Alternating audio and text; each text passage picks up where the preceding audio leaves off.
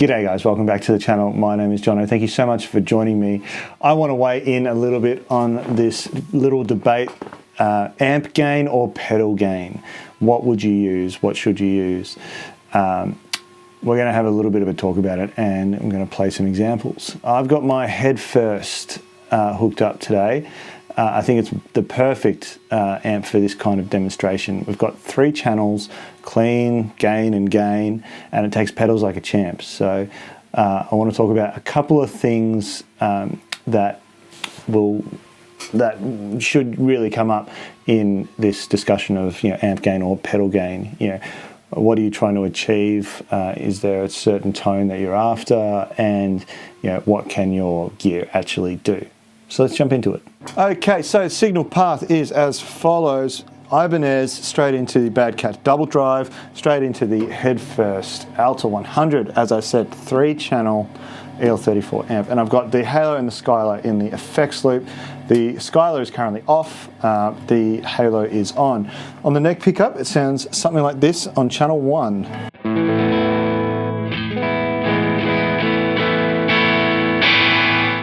The reason why I've chosen this pedal, the Bad Cat double drive, is probably to best illustrate my first point about using pedal gain, is that you get versatility. You can have so much more versatility out of your amplifier by using pedals that have lots of features. So the Bad Cat double drive, one of my favorite pedals. It's not too big of a format, but it's 2 of the same circuits that are stacked into each other.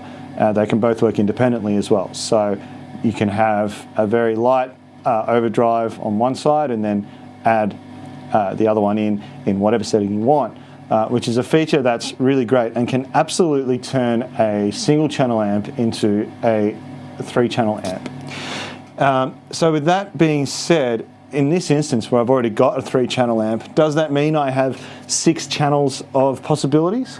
Yeah, kind of, and kind of not. First of all, here's the clean tone.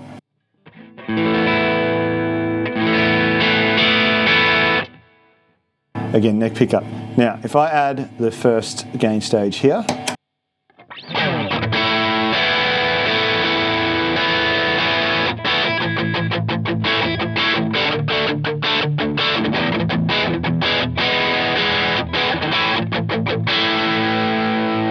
I reckon that sounds great. So just by mimicking this pedal on the next side, this setting on the next side, we can get this.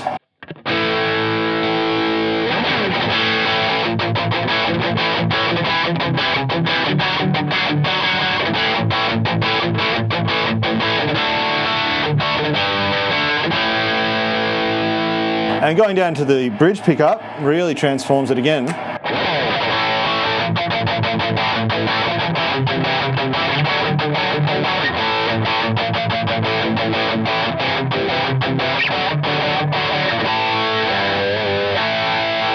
So there's definitely a lot of gain range in that, and I love this pedal. It sounds awesome, and I can make some pretty cool chuggy noises in it. However, if I now switch to channel 3 on the amp, you're going to hear a big difference in essentially the bottom end of the amp and how the gain kind of structures with that. So here's channel 1 again on the bridge pickup. And now we're going to change to channel 3.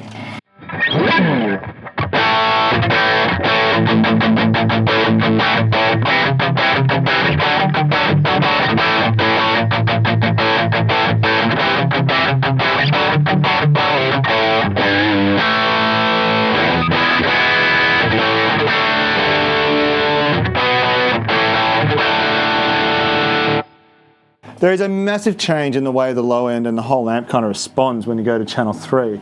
And that's really because that's what it's made to do. This pedal, despite having similar amounts of gain on channel 1 when I put the 2 together to channel 3, doesn't give the low end response that channel 3 gives on the amp. Let's play with a bit of a higher gain setting on channel 1. Here's the clean tone again, a bridge pickup. And now gain at 12 o'clock.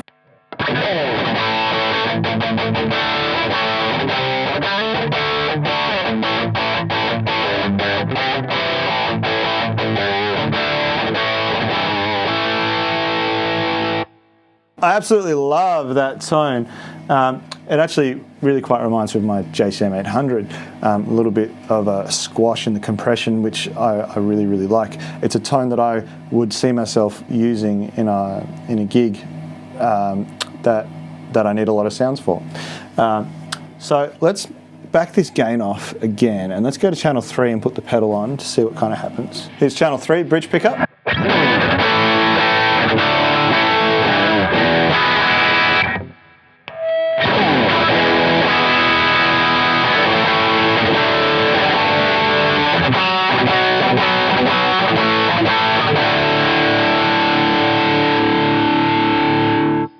As you can see, it adds so much more gain, shelves off a little bit of the bottom end, which is very common. You'll hear that spoken about a lot.